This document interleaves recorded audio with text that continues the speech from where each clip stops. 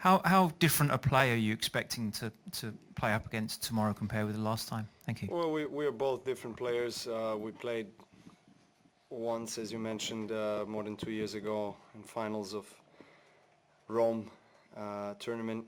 It was a different surface, and I wasn't. I feel like playing as well as I'm playing today. So but also he has improved a lot, and he has established himself as a top player. And yeah, I mean, it's going to be definitely a close match. I think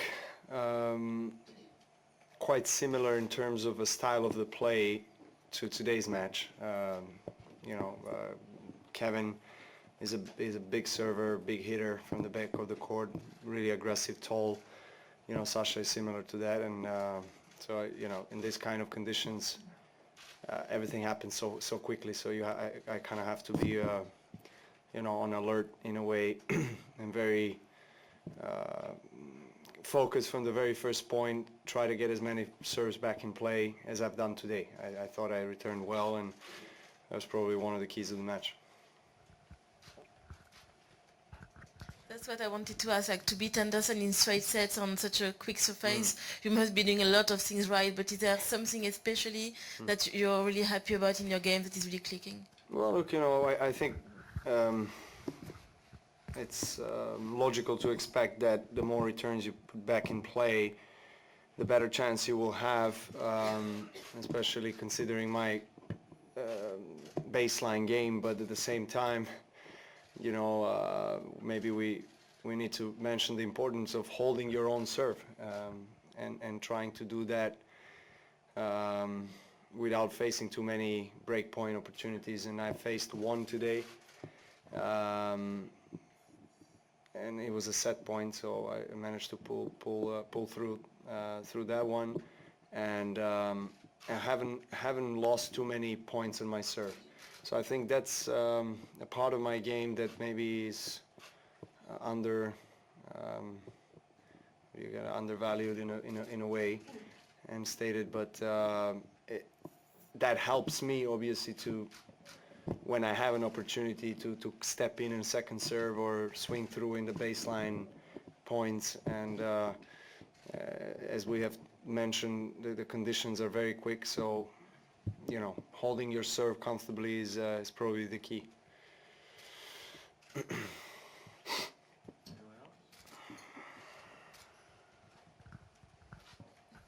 Talking about your serve, because we might have before I've forgotten now, but your surgery was not that long ago on that arm. It seems from outside that it's back to completely normal, but are you still thinking about it? Is there still more treatment on that side, or is it completely in the past? It's completely in the past.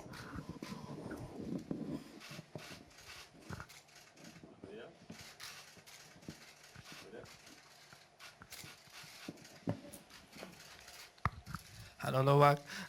You always have a good performance in Asian seasons or China season precisely, and you always have a lot of fans here or different places in China. And what do you think about your friends that come to support you today, and they make a lot of banners and posters for you and pictures, and you always you know how to write the characters for you? What do you think about that? Thank you. They teach me, and as I said, they're my teachers, professors of Chinese language and culture. I said this before. I really think that they are one of the best tennis fans in the world. I think they're very loyal, very, very supportive. They give me a lot of love, and they appreciate me being here and performing in front of them and doing well. And of course, I try to return that favor and respect to them with my tennis, but also the time that I spend with them off the court. I try to be with them as much as I can. We talk. They give me presents, and most of these fans I've been seeing for many years. Over the last 10 years that I've been coming back to Shanghai and Beijing, they've been there. So it's a very loyal relationship. No, but you started this session by saying you're playing at such a high level at the moment. When was the last time you think you attained this very level? I mean, was that winning the US and Wimbledon, or are you playing better now than you were then? No, I mean, look, I think it just in terms of consistency, it's there. What I was lacking in the first part of the year. I mean, after surgery, I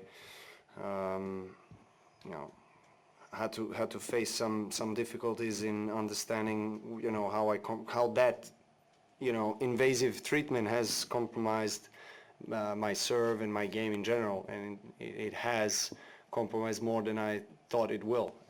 So it took me, you know, 3-4 months to really get everything together and start playing, start feeling well, start thinking less on the court what I need to do, and just, you know, letting things flow automatically as they should.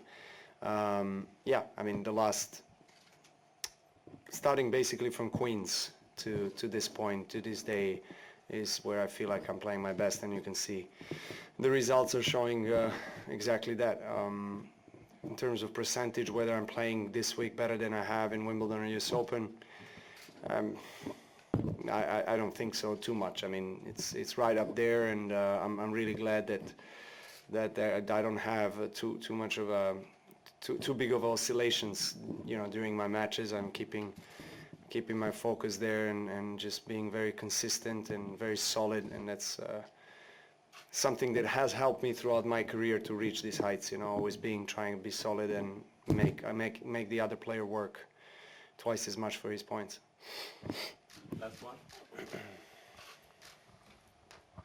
I apologise if you've answered this before. I just wanted to ask you about your celebration at the end. When you do the hand move and you're looking up, it almost seems like you're focusing on something or someone up there. Is there someone particularly in your mind, or something in your mind? Thank you. Well, it's the God himself inside of me, and on the sky as well. So I'm trying to, you know, share that love and that light with and divine energy with all the people. That's it's quite a special moment for me to be able to be playing the sport that I love and to be successful in it. And you know, it has become like a traditional celebration about a year and a half or 2 years ago, and ever since then, whenever I would win the match, I would do that. And I you know, it's quite nice to see the reaction of the people to it, and I've received a lot of you know, nice comments about it. So I'm glad that people feel that.